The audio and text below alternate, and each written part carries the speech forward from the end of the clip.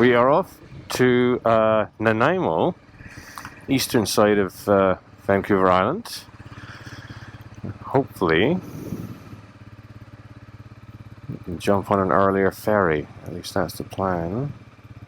And immediately I see I need to adjust something in my boot.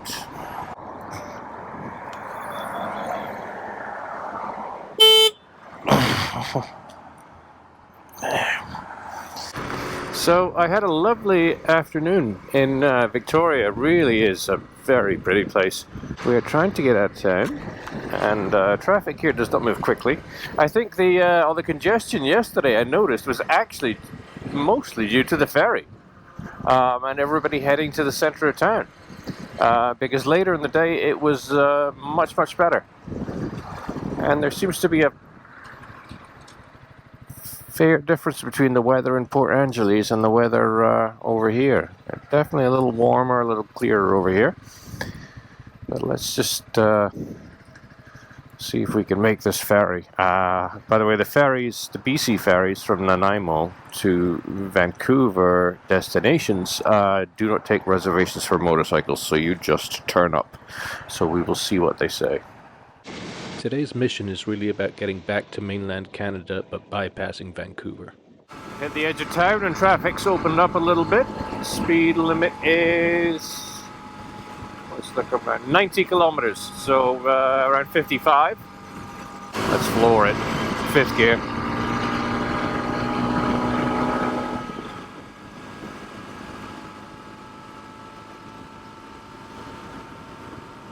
I'm sorry, but if we get a speeding ticket on this bike, there's going to be some irony to it. Alright, so instead of racing for the ferry, which we likely wouldn't make, given there's probably some paperwork and paying for it and whatever, I've decided to do the sensible thing and enjoy Vancouver Island. What I'm trying to do is to figure out how to turn around, because there's a Harley dealer behind us. I'd pick up a couple of screws for the license plate. We're only going to lose a couple hours, and my destination today, I don't know where it's going to end up anyway. We're going into Horseshoe Bay, and then we'll be heading to, I think, Whistler. So we might make Whistler, and then we'll think about Prince George. I was thinking I might need tires in Prince George, but I don't think I will. But I still have to figure out where beyond that I might pick up tires. Oh, it's a stoplight. Okay, so we're just going to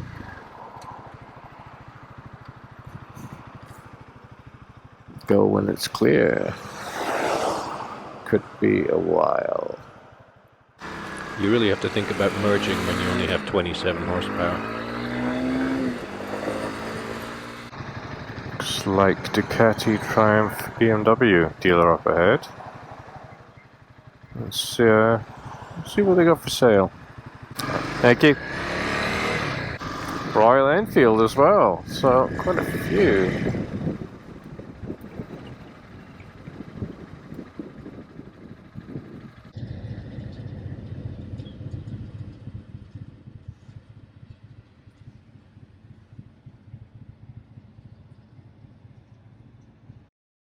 They don't have what I need here, but I did manage to take a look at an automatic Honda Africa Twin and finally figured out why they need a handbrake.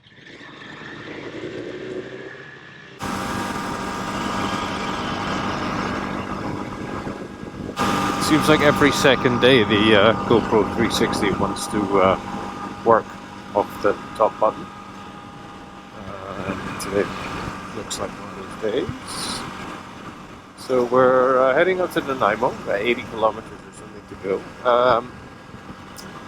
MPG, we're in 6th for a lot of this, but it is quite hilly. It's dropped us to 59.8, 26 miles to the tank. So that's quite bad compared to what we were getting. I don't know what engine is powering this beautiful truck, but given that I could barely keep up with it, I don't think it's stock.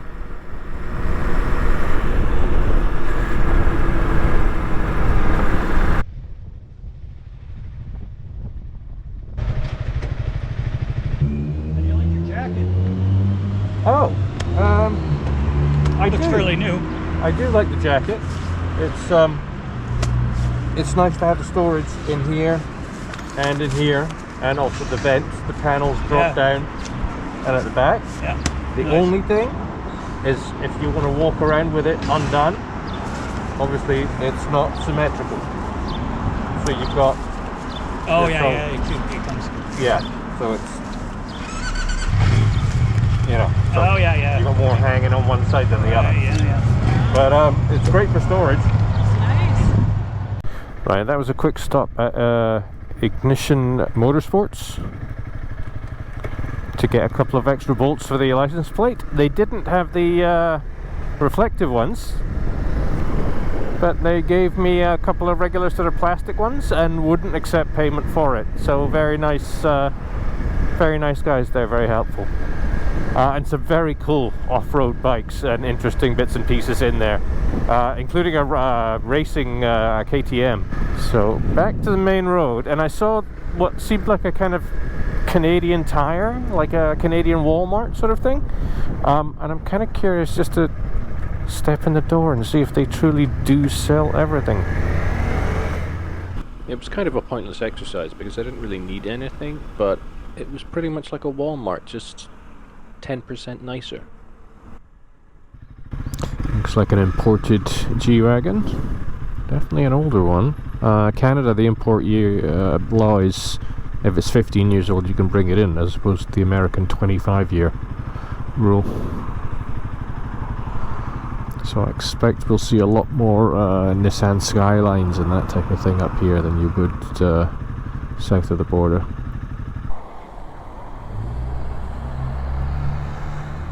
It's a relatively cheap ticket for an hour-and-a-half crossing, and this ferry's a little special.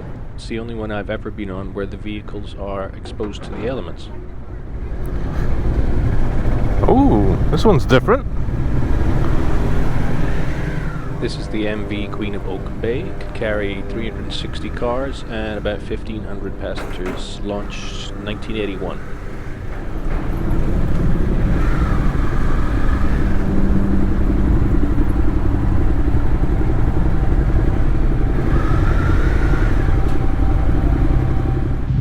And again, rather than tying the bikes down, it's a case of the battle of the blocks.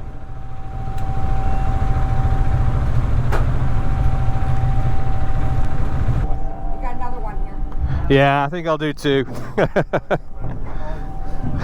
half ones here too. And if you want, you can leave it in gear. Just, I don't know. Oh, it's in gear. Oh, okay. It's kind of so light and so softly sprung, it just, it could even come this way, you know, so I want to make sure it's, let's see, okay. Right, that should be fine.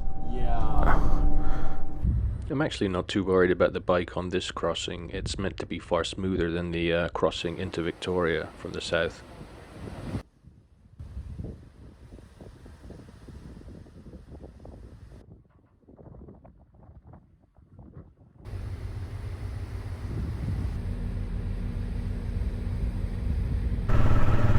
Safe journey to you. Thank you, you too. After chatting with some of the riders, I discovered they are all Canadian and they are all heading south off the boat. I get some handy directions, but it's always slightly worrying when nobody's going in the same direction you are. And I gotta say, it's a nice feeling, it just, for a tiny amount of time, to be riding with other bikes.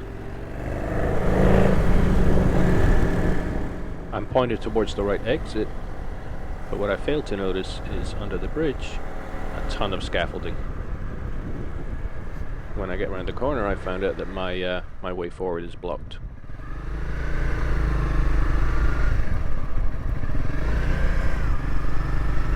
Which way am I going to go? I suspect the GPS is just going to try and take me back to the road that's closed. Or the bridge that's closed. Somehow we have to get across the highway. Right. thing is, when you exit Horseshoe Bay, all the traffic is forced to go south, so the obvious solution is we just keep going south, pass a couple of other bridges until we find one that's open. Doesn't take long before we do. Okay.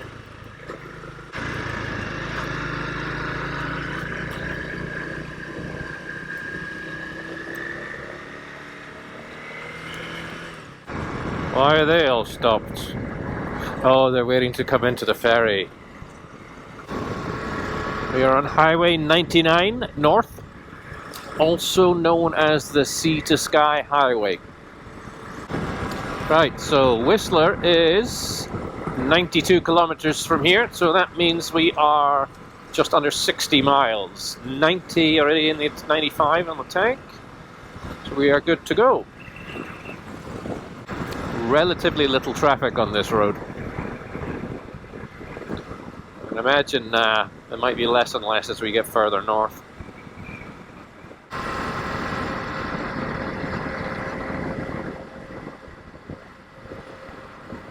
After passing through the edge of Richmond and the Britannia Mining Museum, the road starts to get a little quiet. I start paying attention to how many vehicles are headed south versus north, and I know they're moving at speed, but I'm really not seeing anyone else on the road going my way. I do take some comfort in the fact that up this far north, there's really only one road in and out, but that's something that will come back to bite me later. It's amazing, all these seeds floating in the air around here. Right, we're going to go into the middle of town and find a hotel. Oh, it's quite impressive. A lot of people hiking on bicycles. You know, it's obviously a winter resort, but it's obviously popular this time of year as well.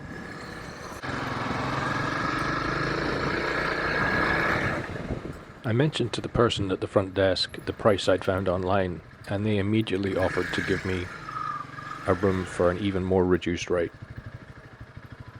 Alright, so this is the Listle Hotel in Whistler.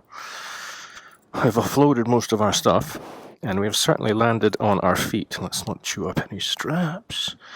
This place has a sauna and laundry facilities, both of which might be kind of cool. The only thing is, if you want to park under the building, you have to pay the same price as a car, which is $26. But the guy behind the desk tells me if we go around to the conference center car park, it's more like $6 till 10 o'clock tomorrow, so that's ideal. It turns out that the resort of Whistler is a mecca for mountain bikers in the summer. What it also means is that all the restaurants are open and there's some life to the place, which is nice. And I'm definitely aware that this is the last time I'm going to be amongst this many people for a while. Or anywhere near a beef carpaccio. But anywhere selling $40,000 fossilized bear skeletons might be a bit too rich for my blood. But then again, it is Canadian dollars.